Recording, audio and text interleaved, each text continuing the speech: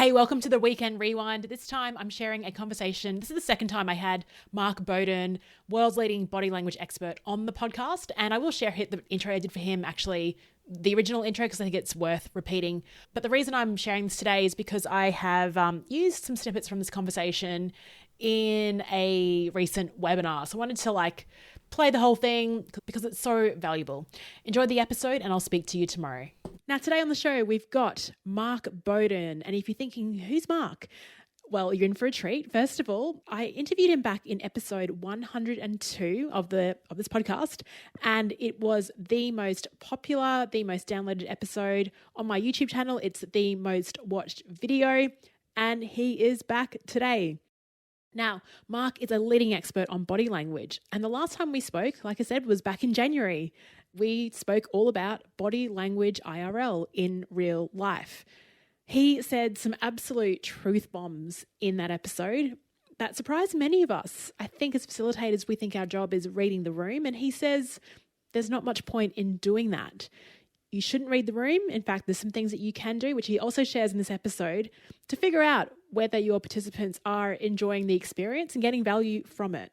So yeah, it is actually pretty funny. Oh, well, is it funny how things can change and shift in 34 episodes? So the focus on this conversation was all about, you guessed it, what can we do to build our connections virtually using body language? And the answer is actually more reassuring than you think. So Mark Bowden, like I said, he's been voted the #1 body language professional in the world for 2 years running, and he's passionate about giving your audience the most influential and persuasive communication techniques to stand out, win trust, and gain credibility. His work is consistently invaluable to sales and leadership teams, CEOs of Fortune 500 companies, and prime ministers of G7 powers. He was also an orc in Lord of the Rings in the 3rd installment. Okay, now onto the show.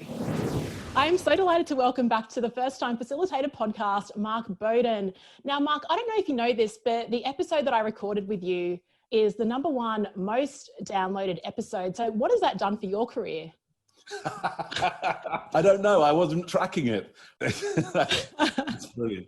Yeah, who knows? I should check if there was an uptick. I'm giving you no money if there was. You're getting no commission out of me at all if there was. Listen, I'm always just happy just to share what I'm up to and help people out, especially people facilitating, because it's hard. It's really hard to do. Really hard. Really and hard. anything I can do to help, especially now. Because if facilitating live was hard, this is let me just start this off. Stick with it. Keep going. Because most people are going to fall off. Most people are not going to be able to manage this. If they had something of a start in facilitation, my guess is hitting this wall of how do I do it by video, most people are going to go, right, I'm out of this. I'm not going to upskill. I don't want to do this anymore. So it's great to have people here, because my guess is you're here because you're going, I'm keeping going. I want to keep on doing this. Let's keep on going. So Leanne, let me help you with this, and I owe you no money. Awesome. Sorry for putting you on the spot there. Now, what I think, you're absolutely right. So we've got members of the Virtually Possible community that are on the call. And I think we've all been through that sort of change wave where we're like, okay, this thing will blow over soon. I can just wait until we get back to face-to-face. And in fact, Mark, the conversation that we had previously was all about that face-to-face workshop environment. So now we're sort of hustling and moving and seeing what works online, and definitely finding it that body language is a test for us. I've got some questions that have been brought in for people that couldn't make it live. One is from Mariah, and she was saying, in a virtual session, it's really difficult to read the body language of people on the call. So what can we do to compensate for this? Is there anything that we can do to take back control with our voice, our pace? Mark, you're very good with using your hands. I'm trying to be like you on this call already, watching the video. What can we do to compensate for the fact that we don't have that instant reinforcement? Yeah, absolutely. So we'll come in a moment to what I might be doing with my body language to make sure that I'm engaging you. But let's talk about that thing of what can we do in order to read the audience, in order to get a sense of are they engaged or disengaged? And previously in the live situation, we would be picking up so much unconsciously, and a lot of it would default into negatives anyway. And we can go into that a little bit.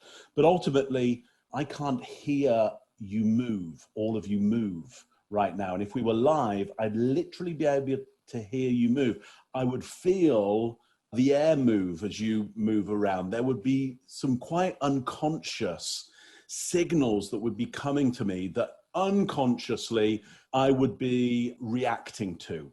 And so this feels very much like I'm flying in the dark, and it feels relatively antisocial in that you showed up in 2D, but there's so much information missing. Now, even if I were live with you, I would be saying to you, and I said this to you before, Leanne, stop reading people's body language. Yeah. Like, don't do it. Don't do it, because you're going to default to a whole bunch of negatives. I'm not going to go into the reasons why, because you can go back to that podcast and understand. Because all I'm going to do is reiterate, don't read it via video either. It's even worse. It's just an overwhelm of information. So I'm going to default to a lot of negatives. Here's what I need to do to understand what's going on in your minds right now. Are you engaged with this? Are you not engaged with this? And Leanne, I'm going to start with you just because we've been talking already, and I never want to pick on anybody who doesn't want to join in. But what for you has been most insightful? I know I've only been talking with you for a few minutes right now, but what already has been useful for you about what I've said so far? Give me a little bit of feedback around that.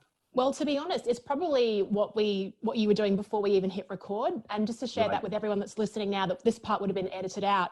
Mark arrived at the call 5 minutes early. So that podcast guests don't usually do that. He arrived early, like facilitators do to their workshop. As soon as he came in, I got to be lazy. Mark just took over, and he was welcoming people in and talking to them and asking them questions, and was very proactive. So that was a really cool thing to observe. Thank you, Mark. Perfect. Okay. So what I did there, rather than trying to read Leanne's body language around, is she engaged, disengaged? Does she like the content? Does she not like the content? Where should I go with this? I just ask her. I just go, what has been most useful for you so far? What are you engaged with? And she gives me direct verbal feedback around that. Now, she could be lying, but there's all of that. And I could do interrogation and interview, and I could look at her body language, and I could go, hang on though, tell me a little bit more about it. That's totally antisocial for this situation. I'm facilitating here. I'm not an interrogator. I'm not an interviewer. That's other parts of my life, okay? So in this situation here, I'm just trying to get some strong direct feedback of how's it going for Leanne at the moment. And then I could open it out, because what I want you to notice there is when Leanne gave me feedback, I was there doing lots of accepting body language and lots of accepting sounds and words around that. So what you saw there, everybody else watching, was a trial there of here's what Mark does when you talk to Mark and give feedback. Now, it's one point of data, but it was probably strong enough and good enough that your unconscious mind has gone, you know what, I think it would be okay to join in. So next time when I say, hey, who's got some thoughts and comments or observations, most likely somebody else will unconsciously go, I think it's safe for me to offer something out there. And again, what you'll see is the same behaviors of me accepting what you say. Doesn't necessarily mean I'll agree in the end. I might say the exact opposite of what you put forward. You won't notice that, because you'll be nodding along with me as I was agreeing with you, and then I say the exact opposite, you'll still be nodding along. And that's the influence and persuasion of it. But just to reiterate on that, Leanne, I'm trying to lead the behavior, not read it, because the best indicator of how you're thinking and feeling and performing right now will be how easy is it and nice is it to mirror my behaviors, my performance, and come along with me. So I'm trying to keep my behavior strong and positive, so you're more likely to join in with that. Hope that makes sense to you, Leanne. Give me any feedback on that, or onto other questions, whatever you want to do. Absolutely. And I think you're absolutely right. That's why our state as a facilitator, managing our own energy, is so important. And that's the thing. A lot of us come in with an attitude of, when we jump into virtual workshops, like we're thinking this isn't going to be as good. I don't even want to do this. And that then comes out in the way that we behave on a webcam. Now, question from Wanda, who's over in Barcelona, and he was asking about, now Mark, we've never met in real life. So no, I I don't know what you're like. Every time I see you, you're on a stage or you're on one of these calls.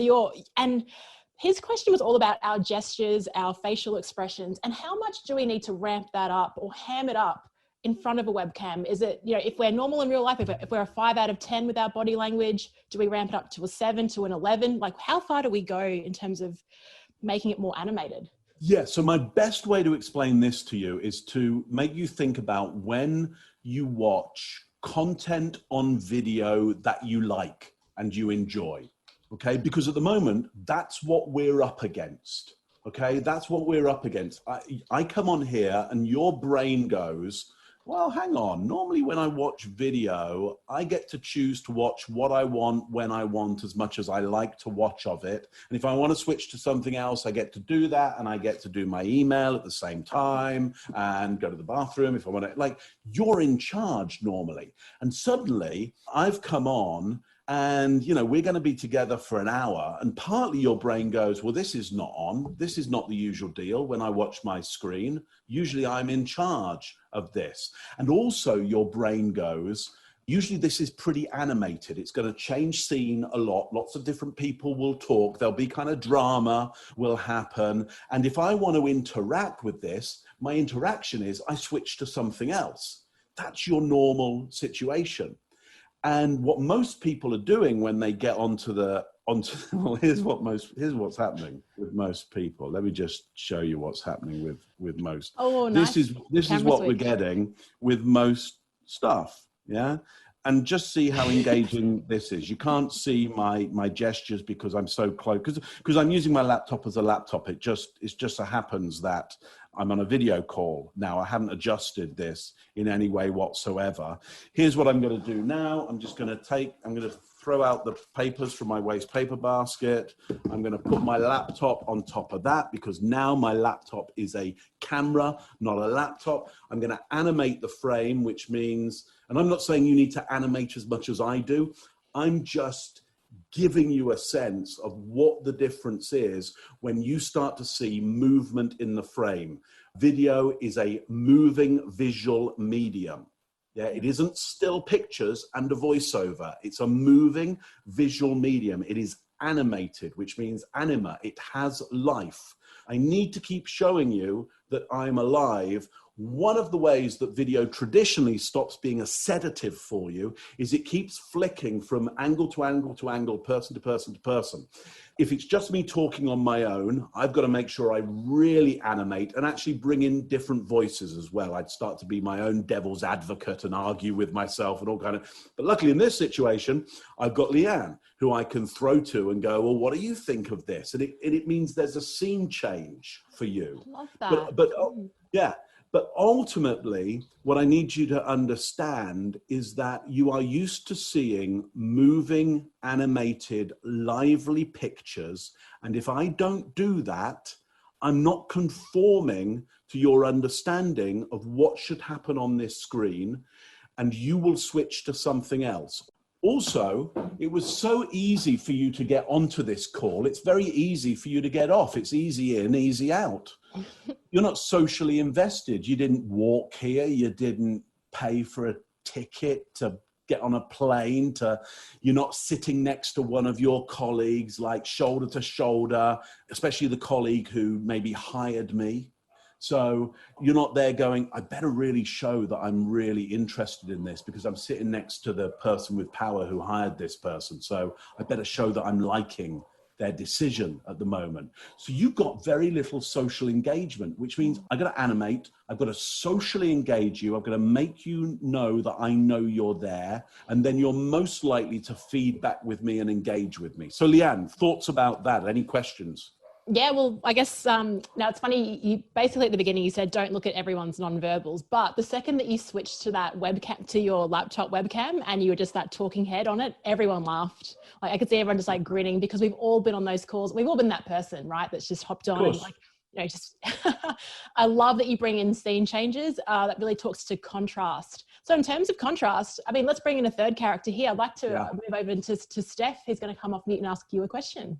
Lovely. Thanks, Steph. Thank you. You also don't need to tell me twice to use my hands, as you'll see, so this is good. The question I had for you, which links really nicely to the previous point you made around the scene changing, I think, and also the habit to just sort of stick your laptop on and turn on the webcam kind of thing. Do you have a thought or some views on whether you should be sitting or standing? Because again, I think a lot of people, they're sat at their kitchen bench or they're sat at the dining table or in their bedroom. What is the power of elevating and standing up? Yeah. So let me show you that. I've not got my radio mic on at the moment. If I were doing a keynote with you right now, because I really every time demonstrate, here's what it's like standing up, here's the benefit of it, I would have a radio mic on. So I don't. So when I stand up, I'll talk a little bit louder. But you'll notice there's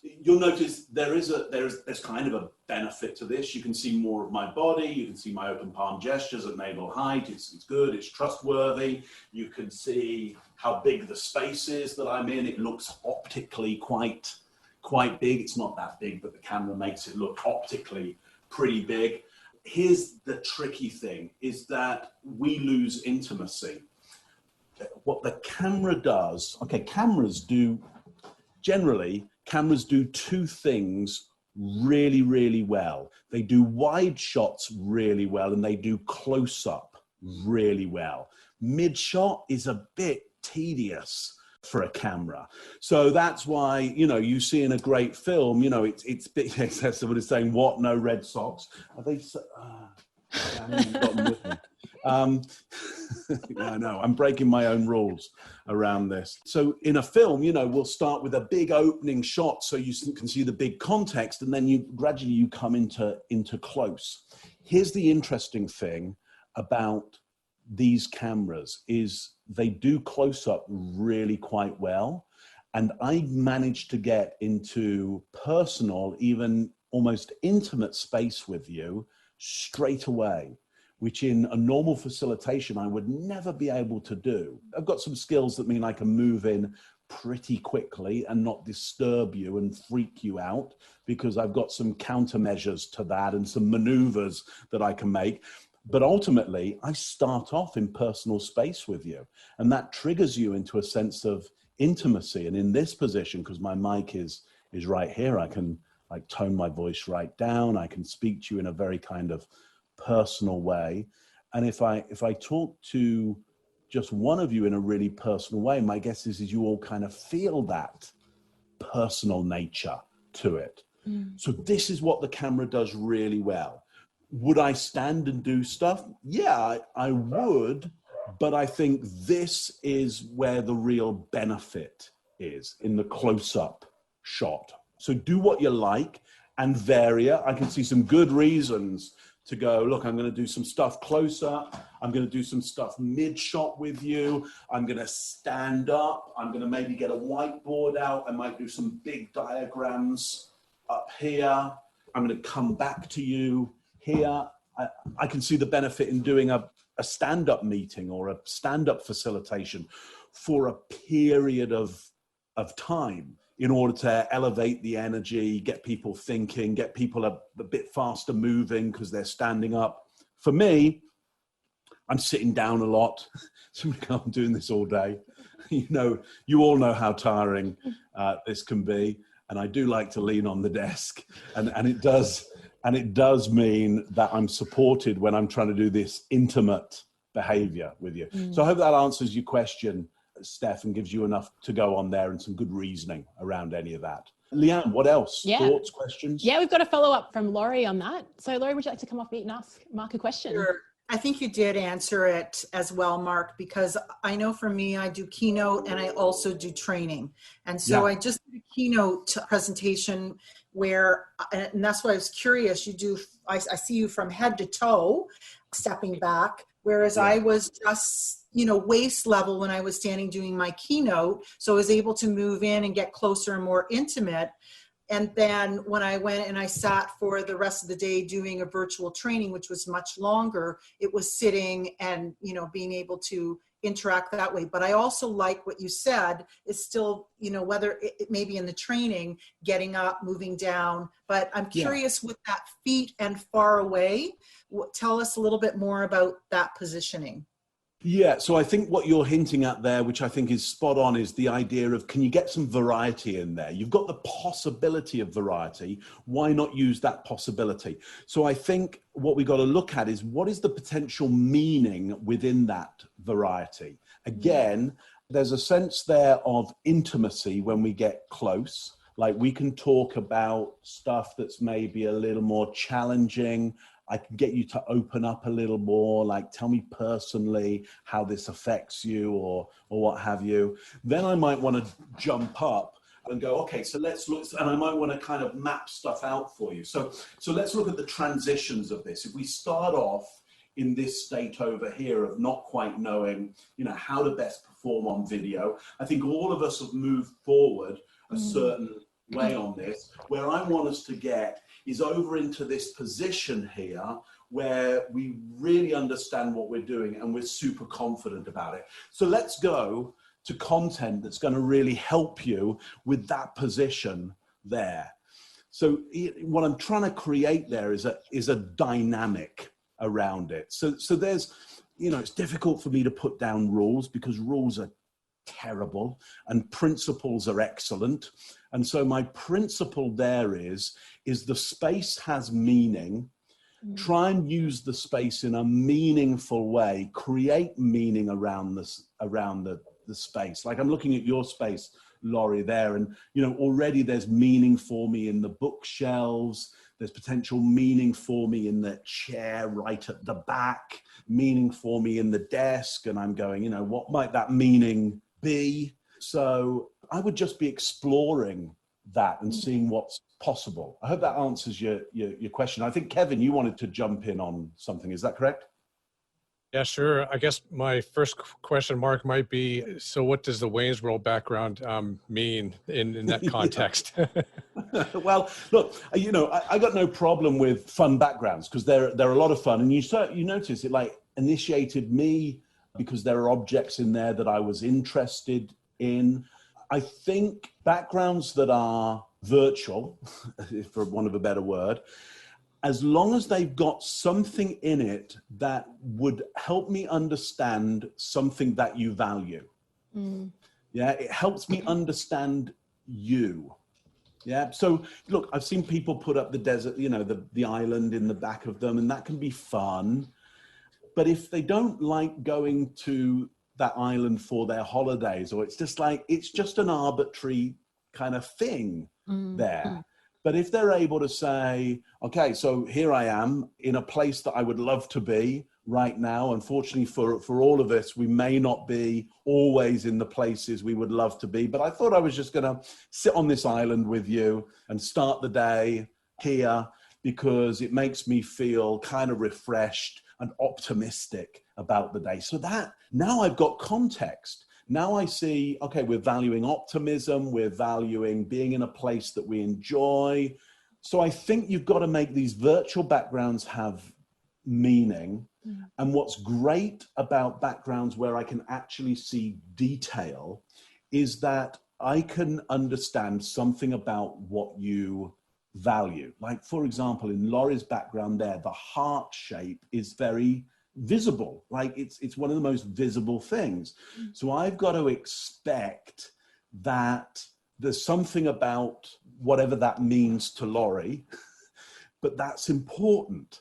Okay, so, and I might be able to interview around that. I might be able to bring that in. And if you're really clever about being able to do your interview, so I'm noticing there, Laurie, I think I see one of my friend Michael Bungay-Stanya's book there next to the heart. I think that's Do More Great Work. Is that Coaching Habit? No, sorry, that's what one is that? Oh yeah, the coaching habit. Laurie, my guess is you've read that, or you've jumped into it, or you've heard Michael speak. What for you has been most impactful, if anything, about that particular book? Is there anything that comes to mind for you around that? What I loved about his book is being a fellow coach. It's a simple read and reminder of really powerful outcomes that you can have by asking simple questions and setting a great setting. Yeah, Perfect. I love that. I love the simplicity of that as well. What I love about that book is just how simple and doable the things are. And what I hope about our work together is I'm going to give you some really clear, really simple, really doable actions that you can do that kind of emulate the way that Michael's put that simplicity together. So notice what I did there. I pick out an object that I might have some understanding of. I'm okay about getting it a bit wrong. In fact, I might get it wrong on purpose because it's not much fun if I'm the expert on everything. So in that particular situation, I get the book title wrong and give somebody a chance to instantly get, have one up on me. Yeah. I then, because that lowers my status, I then go, okay, give me your opinion on this. Yeah. I then take some key elements of that opinion. I pick on the idea of, say, simplicity, because there was a lot of gestures on what we call batons on simplicity. So I go, here's my gamble. My friend Laurie, she values simplicity. Okay, so I'm going to feed that back, and I'm going to go, so I hope this is simple for you. Yeah, and so I'm trying to mirror those values. Does that make sense, Laurie? Absolutely. Yeah. Yep. Yeah, lovely. I was just going to say that I love how you echo it's like you're using different connotations. So you're still connecting that language with Laurie throughout the whole thing. And it kind of reminds me of some old school sales and body language and Alan Pease and all that, which is really cool. But you forget, you maybe just do it naturally and that's how you connect and rapport. But when you're seeing it done and broken down like that, that was really powerful. Thank you for that. That's great. Yeah. Yeah, well, it's great that you mentioned Alan's and Barbara's work, because, I mean, they are godmother and godfather of a lot of the work that we do. Of course, Alan is a super Aussie guy and absolutely hilarious. Do you know he wrote a joke book? He's got, I don't know whether you've ever met Alan, but he has an extraordinary mind. He's one of these people where you meet him and you go, oh, you're much more than just this kind of body language guy. He's got this incredible mind going on there. And he lives amongst some kangaroos out in the middle of what seemed to me the middle of nowhere, but maybe everything's in the middle of nowhere. But last time I spoke to him, he was like, have a look out the window, look, kangaroos. And I'm like, wow, it's fantastic. So yeah, it's all about trying to connect as much as you can, build the connection. Maybe the content comes a little later, maybe build the connection, get to the content through the connection. We've got to make this as social an act as possible, because otherwise it's super antisocial. I got to push the social aspect of this. Otherwise we're going to get nowhere on content. You won't accept it. Other thoughts, questions, observations, Leanne, from anybody? Just Mark, on that, because what I'm sensing with people that are moving virtual is they're all going straight to what is the tech hack. But what you're telling us is, no. It's all about basic human fundamentals. Like you said, the mirroring, making people feel accepted, the fact that you're even lowering your status on purpose. These are things that you don't need to learn another tech tool to do. So I love that. Quick question from me, and then we've got Kevin, Steph coming up as well. Anyone else, let us know in the chat if you've got questions.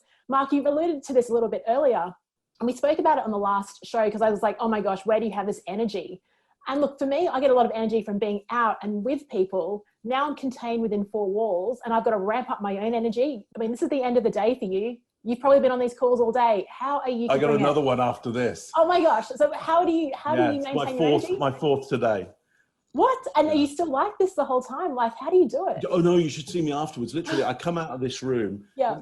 Tracy, who wrote Truth and Lies with me, who's my wife as well. Yeah. I usually walk out the room and she goes, are you all right? Are you dying? You're human. Good.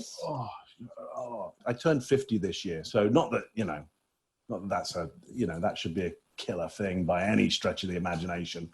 But for those of us who are feeling it a little bit more, everything aches a little bit, you become less indestructible, that just that little bit less indestructible. So yeah, the energy is up, but I'm not like this in real life. I'm working. Yeah. Yeah, that's exactly, I'm the same as well. Yeah, people don't want to see me once I click that end button. Yeah. So Kevin, you had a follow-up question, then we'll move to Arlene, then Steph to sort of finish. Sure, thank you. Mark, you talk a lot about the primitive brain in the 4 categories. And I wonder if you could share with us a little bit about the primitive brain in a virtual environment and how that works and how we best might be able to utilize that. Yeah, absolutely. So we make judgments about people instantly. And my work revolves around the idea that there are 4 categories that we get to put people into very instantly. Are they a friend? Are they going to be a benefit to us? Are they a predator? Are they going to be a risk to us, essentially? Is there a potential procreation possible here? Is there a good genetic code that means there's attraction? Yeah. And if none of the above, indifference. And I would say to a good extent, the same thing is happening via video. But actually, I would say via video, because of the modality of this, I would say you're pretty safe. It's very different when you turn up live in front of somebody because you're in their space and you're sometimes within striking distance. And so their instinct is instantly going, okay, the risk is way higher. There's physical risk and there's social risk going on. Here, there is no physical risk. Look, and I'll show you. See how that's like, normally if I did that can you see, you would have an instinctual reaction around that. And you don't. It's like, I don't care.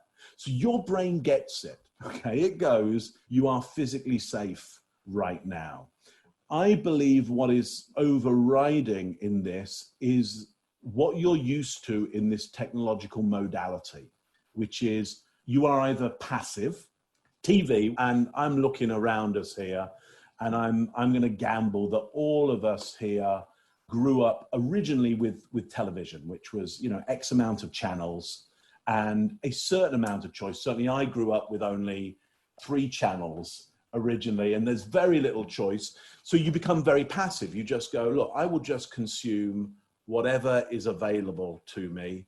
And there is no interaction. I can't ring up the BBC and go, would you like, I've got a comment for you. I'd like to go live with, it's like, it's going to happen. It's like, no, we've recorded all the programs. We're taking no comments on anything. We're not interacting with you at all. Okay. So I'm used to this giving me content where I just consume and I become very, very passive. Now of late, I've become more active, but the active is really about, I'm going to choose what I watch, when I want to watch it, however much I want to watch. And if I want to double screen at the same time, I will. So there's way more agency around this, but it still hasn't been social. Like, to an extent, social media is a little more social, but it's certainly not social like the live event is social. It doesn't have the social risk.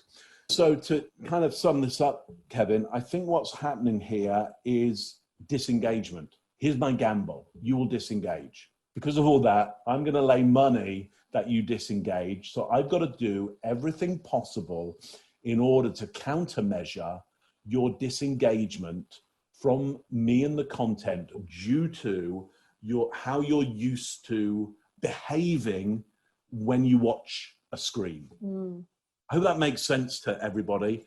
And my thoughts around this are possibly not super well formed because I've only been thinking about this, really full on for the last few months, going, so why are people getting Zoom fatigue? Why are they engaging or disengaging? What exactly is this about? Not just the techniques of engagement, but theoretically, why would these techniques work around this?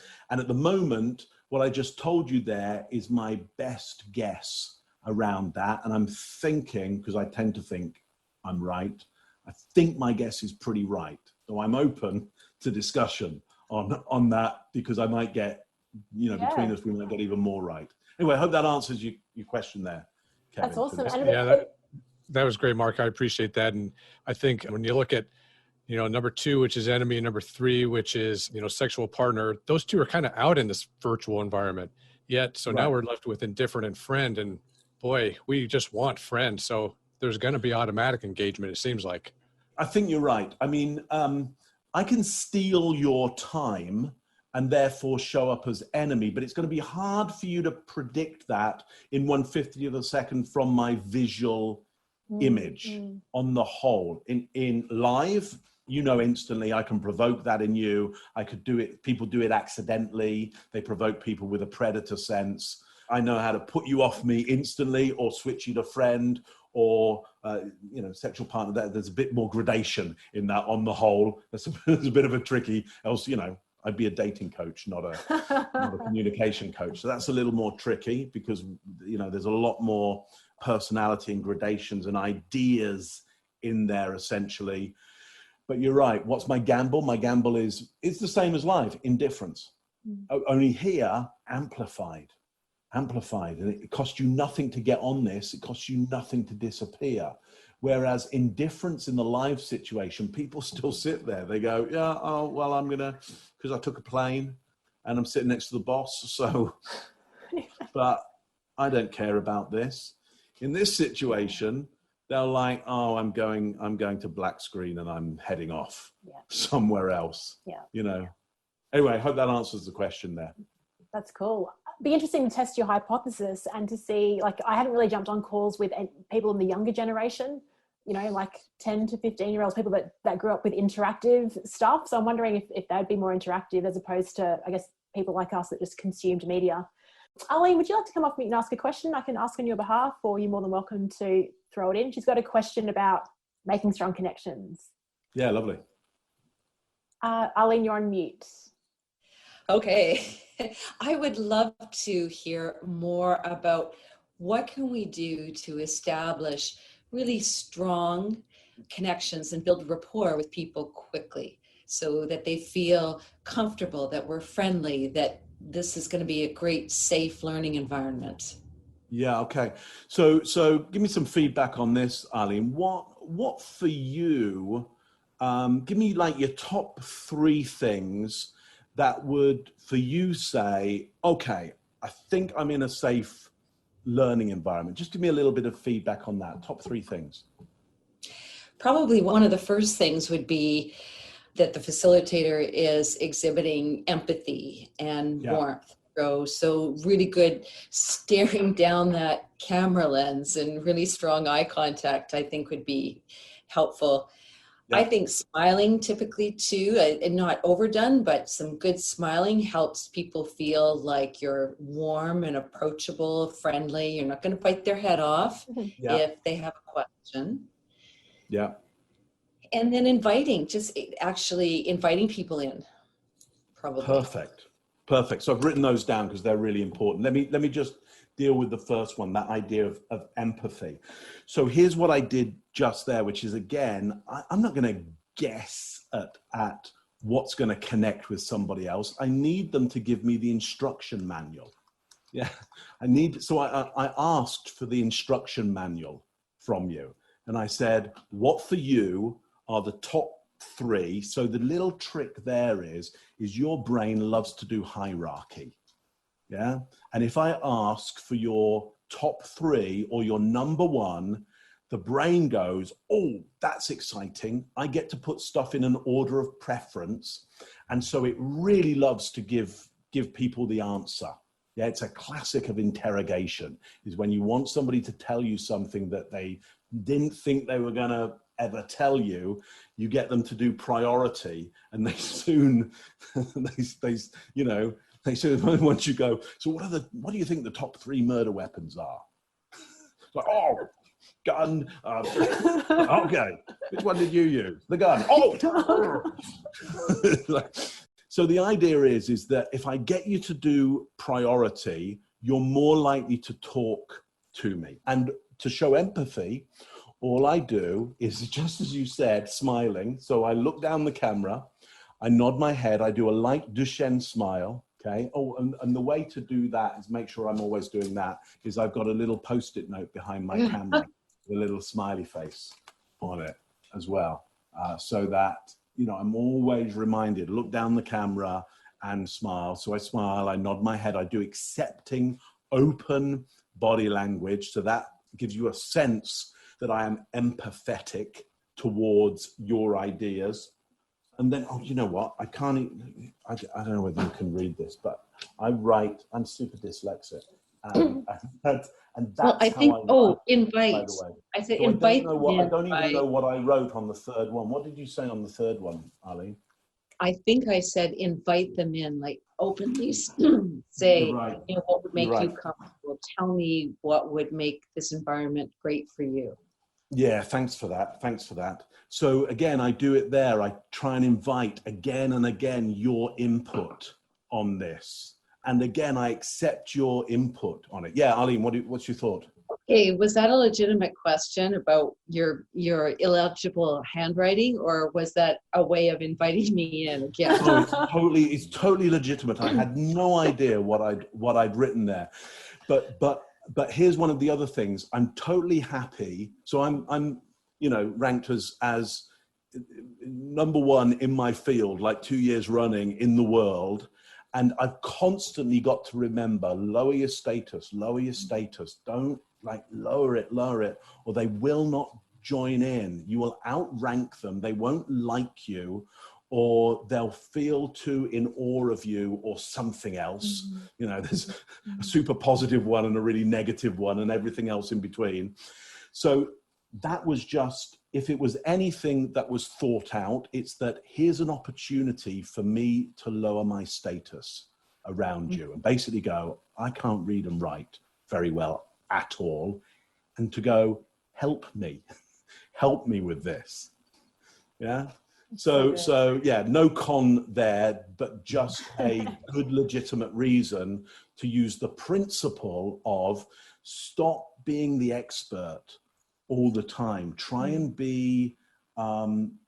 get help from your team, your audience, as much as you can. Hope that makes sense. Oh, this is the job. This is gold, Mark. I'm so grateful that you're here, and all of us are just loving it. It's just in the chat, we're like, we're so grateful. Okay, I've got one quick question, then I'll throw to Steph for a final question. Sorry, everyone, it's the time. I know you've got another call coming up. I loved your video about the German filmmakers and how they were framing their camera using their hands. And I've tried to do it, but like, Mark, my hands aren't as dynamic as yours. Like, I just seem a bit like flimsy. It's what can I do better to be as strong in framing my camera shot? Yeah. Okay. So here's what I would say is go onto my YouTube and find the little video I did on the German expressionists and gestures and the frame, because it's gold. It's quite, I think it's quite interesting. It's quite good. And Leanne is going, oh, but I can't do it quite how you're doing it. So I want to guide you to a mentor of mine, Jim Henson, and one of his great fellows, Kermit. Kermit said, take what you've got and fly with it. Okay, so look, watch the video, see what I'm telling you, do your best approximation or what you think is your idea of that, and then go with that. Yeah, don't try and emulate what I'm doing. I'm giving you nudges and hints and big pictures and provocations and big pushes. But wherever you end up based on that, take that and fly with that. Because, as far as I'm concerned, Leanne, you're doing a great job. Your hands come up and you animate. It might not be what I'm doing, but I do what I do really well. Yeah. I want you to do what you do really well, given the principles that I'm putting across. And the principle is the frame must be animated. And the moment energy leaves the frame, the moment anything goes out of the frame, your attention and eyesight goes out of the frame. Now, if I were live on stage, the wide angle means I can get really big with my gestures and they're still within your peripheral vision. But in this frame here, in this optic, we've got to take account that the energy has to stay within the frame. So do that as best as you can. Yeah, hope that makes sense. Awesome. Yeah, we'll pop a link to that video in the show notes. It was amazing. That'd be great. Steph, final question. Great. And Mark, first of all, I think you've summed up that online or virtual facilitation is facilitation. Like all of the tips and things you've given, 100% facilitation tips. They're not virtual facilitation tips, which I love. And I think this is where people get really stuck, as Leanne said, on the technology, and forget that actually it's all about connection and, you know, then the content, etc. But my question is what's next? I think we're already seeing over the last, you know, particularly the last probably 1 or 2 months, as people going, right, we're doing this for a while. You know, the first few months were like, all right, we'll get through and we'll do what we can. And now we're like, all right, this is going to be a thing for a lot longer. People are setting up their like home studios and all of this kind of thing to do, and getting into the tech. Where do you see the virtual facilitation trend, if we call it that, going? Like, what's going to be in our future in the next sort of 6 to 12 months, do you think, around the quality or some of the things that we need to be thinking about? Okay, so let's think about tech, because I'm already seeing all kinds of facilitators and trainers and speakers kind of upping their tech, and sometimes not realizing the platforms can't deal with your, you know, if you get a decent, I've got one here, hang on, just stay there a second. If I get one of these, you know, which has got a beautiful, beautiful portrait lens on it, and it'll give you that lovely, you know, bokeh effect where the back will be, all of this area will be all blurry and I'll be super sharp. The frame rate will drop to about 15 frames a second as my video card and the network tries to deal with that amount of information. And also you won't be able to see so clearly my context as well. So I'll be floating in a blurry, and for the beauty of you going, you know, isn't Mark's face so crisp and clear? You'll lose the animation and you'll lose the context. So what I suggest you do is get as good as you can technologically, but without pushing it to a level whereby platforms can't deal with it. Now, to get the quality that you're seeing here, and if you see a quality that you go, oh, that's quite good, I quite like that. This is a PTZ Optics webcam. They usually make stuff for, actually, I think they mainly supply kind of mega churches with cameras, so those churches could broadcast everywhere. This is the webcam that they make. It's quite good and very cheap. And that's my upgrade. Sound-wise, I have upgraded quite a lot, because sound is often more important than vision, simply because of some reasoning around how the brain works, which I won't go into right now. But ultimately, you don't even need to go that far. It's all about fail-safe and all about trying to get as good a quality over a whole day, a week, a month, a year as I can. So I would look to upgrade slightly on your camera if you can. I would really look to upgrade on the environment that you are projecting to people. I think the future might be about, so to that point, I don't think the future is about quality and equipment getting any better. In fact, I'm purposely trying to keep my quality and equipment enough like yours, the participants. So I'm not outranking you all the time. I want you to feel and be like me, not for me to be the elevated. I want us to join together, not for you to look up to me and go, that's fantastic. I want you to feel like me. I think the future is maybe around, when do we make a choice or help our clients make a choice as to when we do go live with a facilitation, when we do go virtually, and when we do go, I'll just record a video and train you via a video, and helping them understand the real benefits of those modalities, because there's a lot of benefit to that. So for example, I had a client today who's saying, I want you to do 2 45-minute sessions, and we're going to pre-record those, and then I want you to be online for the thing. And I said to them, well, I'm totally into the pre-recorded thing because it's very safe from your point of view. And, you know, I don't have to show up twice. I only record once, and there we go. But I said, look, the reality is I'm talking to people about how they do live communication. And I'm just a little bit concerned that if I'm not live, they're going to go, yeah, but Mark's not live. So why would we pay any attention? So I said, I would rather price this up so that you feel like we can do 2 live sessions, because I just want I want your people to have the best content, because I want you to keep coming back to me for more content. So in that situation, the future for me was, I'm talking them out of doing a recorded session. I'm talking them into doing a virtual facilitation, because I think that's more like how their meetings should be and virtual conversations should be. Showing up live that's not an option. Eventually, I don't know when, but eventually that will be an option. And then I think we're into an interesting area where we go, look, do what you like with this. It's your budget and you can only spend what you can spend. But I recommend you spend that extra amount. That means I show up live. For this moment here, this bit, I'm going to send you a bunch of videos which are in my stock. I'll send you a bunch of videos. We'll do some facilitation around those virtually. And here's the bit we've got to do live because that's the best modality for it.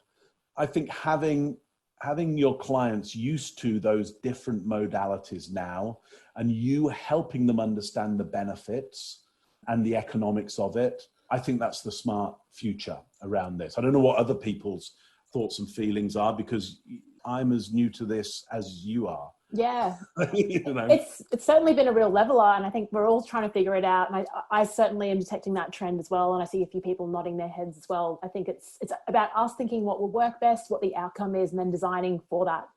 Mark, thank you so much for coming back on the podcast. You're one of the rare breed of people that do come back. Steph's been on the show twice, actually. We've loved everything that you've shared today. This will be amazing for all of our listeners, members of the community, in terms of, and I like what Steph said, it's all about just designing for great facilitation. Tech comes second. Mark, you're an absolute legend. I love just seeing and talking to you and connecting with you, but virtually. I think you do an amazing job. Thank you for bringing the energy. We're so grateful that you were here today. My pleasure. Anytime you want me back, just give me a call. I'll be here. Lovely. Thank you. Anyone else wants to stay on the line, we can debrief. Mark, we'll let you go. Thanks for having me. Bye, guys. Thanks. Cheers. Bye-bye.